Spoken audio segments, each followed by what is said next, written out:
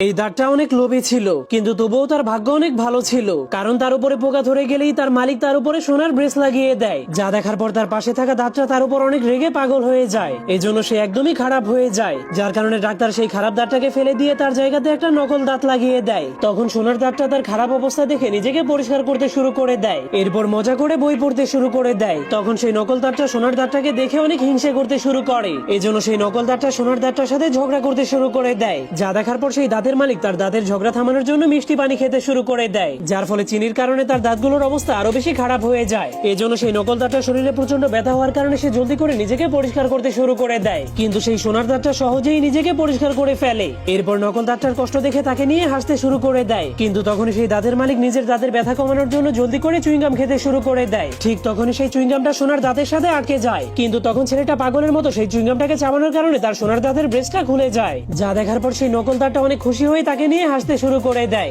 একদিন এই দুইটা কাঠবিড়ালি মিলেমিশে আখরোট জমা করছিল, কিন্তু তখনই হঠাৎ করে তাদের হাতের উপরে আকাশ থেকে একটা চীনা বাদাম চলে আসে। এজন্য তারা সেই বাদামটাকে খুলে দুইজনে দুইটা দানা ভাগ করে খেতে শুরু করে দেয়, যা খাওয়ার পর তাদের চীনা বাদাম এতটাই পছন্দ হয় যে তারা আরো বাদাম খোঁজার জন্য চলে যায়। কিন্তু তখনই তারা দেখতে পায় চিড়িয়াখানায় মানুষেরা হাতিকে অনেকগুলো চীনা বাদাম খেতে দিচ্ছে, যা দেখার পর তারা দুইজন অনেক খুশি হয়ে সেখানে গিয়ে চীনা বাদাম চুরি করতে শুরু করে দেয়। এরপর বাদামগুলোকে নিয়ে তাদের ঘরে রাখতে শুরু করে দেয়, কিন্তু তখনই হাতি তাদেরকে তার বাদাম চুরি করতে দেখে ফেলে। এরপর তার সুরের সাহায্যে সবগুলো বাদামকে টেনে টেনে তাদের ঘর থেকে এনে খেয়ে ফেলে, যার কারণে কাঠবিড়ালিগুলো অনেক রেগে যায়। কিন্তু তখনই তারা দেখতে পায় সবগুলো পশু পাখিকেই মানুষেরা চীনা বাদাম খাওয়াচ্ছে, যা দেখার পর তারা বুদ্ধি খাটিয়ে চিড়িয়াখানায় মানুষদেরকে নাচ দেখাতে শুরু করে দেয়। এজন্য মানুষেরা তাদেরকেও বাদাম দিতে শুরু করে দেয়, যা দেখার পর সেই চিড়িয়াখানার সিকিউরিটি গার্ড তাদেরকে সেখান থেকে তাড়াতে শুরু করে দেয়, যার কারণে একটা কাঠবিড়ালি সাদা রঙের মধ্যে পড়ে যায়। তখন সেই রঙগুলোকে দেখার পর তাদের মাথায় একটা আইডিয়া আসে, এজন্য তারা নিজেদের পুরো শরীরকে সাদা কালার করে ফেলে। ঠিক তখনই সেই হাঁসের কাছে সাদা ইঁদুরের একটা পার্সেল চলে আসে, যা দেখার পর হাঁসটা তাদেরকে সাদা ইঁদুর মনে করে তাদেরকে অনেক সুন্দর করে ঘরে নিয়ে রেখে দেয়।